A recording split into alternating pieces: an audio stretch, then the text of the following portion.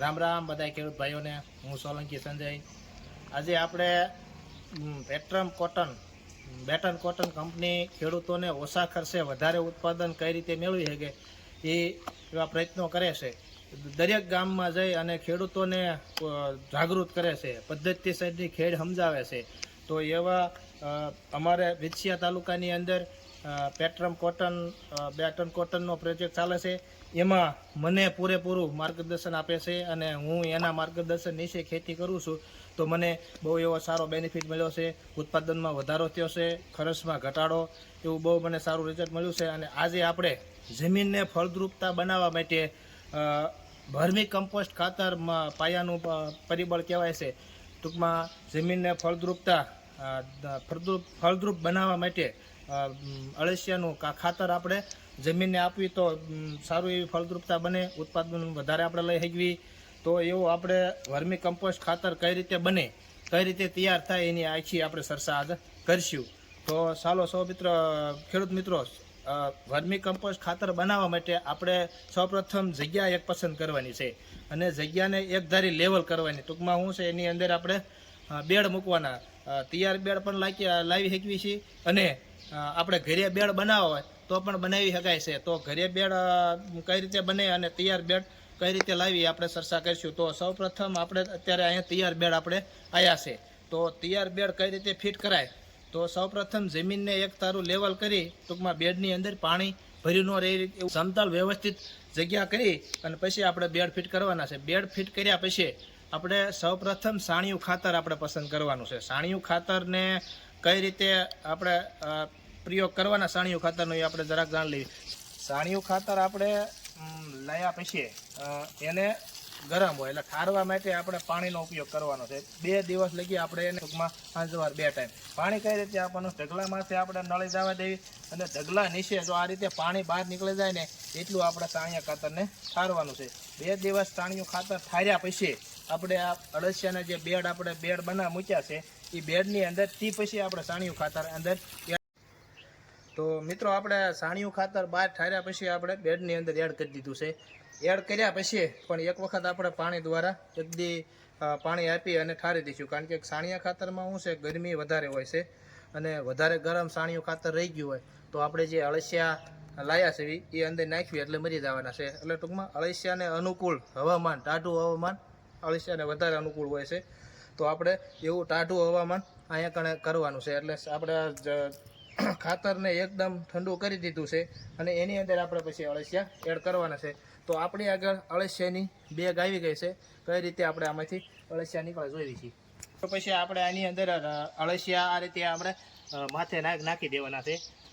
જો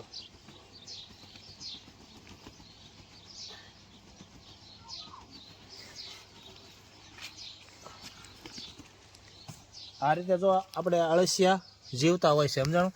આની અંદર આપણે અળસિયા નાખી દઈએ ને એટલે 5 મિનિટની અંદર અળસિયા બધા આપણા ખાતરની અંદર વહી જાય છે, સમજાણું। આ રીતે આપણે અળસિયાની ખેતી કરી શકાય છે। હવે અળસિયા નાખ્યા પછી આને અંદર આપણે રહ્યા જાય એટલે આપણે અળસિયા અહીંયા નાખ્યા, એમાં તમે જુઓ આમાં થોડાક જ રહ્યા છે, બાકી બધા અંદર રહ્યા ગયા। ખાલી 5 મિનિટની અંદર ટોટલ અળસિયા આપણે ખાતરની અંદર મિક્સ થઈ જાય છે। હવે આને શું કરવાનું છે, આપણે અળસિયાને તડકો લાગે નહીં એ પ્રમાણે આપણે આયોજન કરવાનું છે। તો સૌપ્રથમ આપણે આની અંદર કોથળા એવા આપણે પાથરી દઈશું, સમજાણું। તો શું છે, કોઈ જનાવર, સકલા કે કોઈ આપણે અળસિયાને કોઈ નુકસાની કોઈ વીણી ન જાય, સમજાણું, જે જનાવરો। અને અળસિયાને એકદમ ટાઢું વાતાવરણ રહે એવા પ્રયત્ન આપણે કરવાના છે।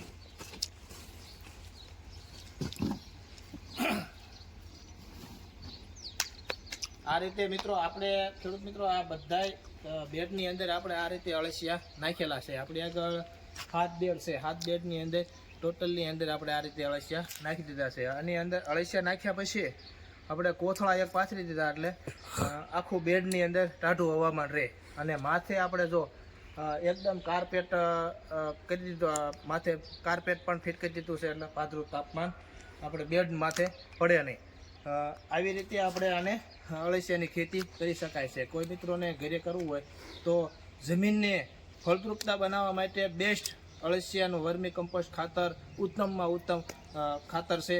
આપણે પહેલાં જમાનામાં અળસિયા આપણે જમીનની અંદર જોવા મળતા, પણ આપણે રાસાયણિક દવાઓ છે, પેસ્ટિસાઇડ દવાઓ છે, ખાતરો છે નાખી અને આપણે અળસિયા હાવ નાબૂદ કરી દીધા છે.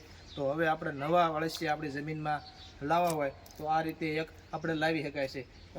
અળસિયા પાણી આપણે આપવાના છે દરરોજ આને ટાઢું રાખવા માટે. તો આપણે એક આની અંદરથી બધા બેડની અંદર કનેક્શન લઈ અને વર્મી વોશ આપણે પણ આમાંથી નીકાળ્યું છે. તો એ પણ આપણે જમીનને આપી શકાય. આવી જાવ, આ બધું આપણે તમને બતાવીએ.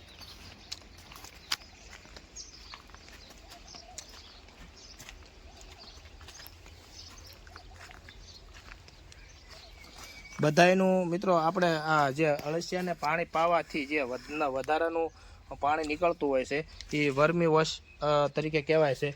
આ વર્મી વોશ અહીંથી આપણે નિકાલ કરી શકાય છે. અને આ વર્મી વોશ આપણે જમીનની અંદર કોઈ પણ પાકની અંદર પ્રવાહી રૂપે આપણે આપી શકાય છે. તો આપણે પાકને પણ વધારે એવી ગુણવત્તા અને પાક આપણે સારો લઈ શકાય છે.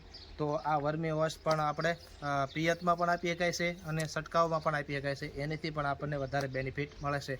તો આવી રીતે વધારે ઓછા ખર્ચે વધારે ઉત્પાદન કઈ રીતે ખેડૂત મિત્રો લે એવું પૂરેપૂરું માર્ગદર્શન આપણને પૂરેપૂરું મદદરૂપ એવા પેટ્રમ કોટન ના વિછિયામાં ચાલે છે. બધા સ્ટાફ ટોટલ ખેડૂતને આવી રીતે ઉપયોગ થાય છે. તો એની માર્ગદર્શન લ્યો અને ઓછા ખર્ચે વધારે ઉત્પાદન મેળવો એવી આશાથી બધાય ખેડૂતોને મારા જય શ્રી કૃષ્ણ.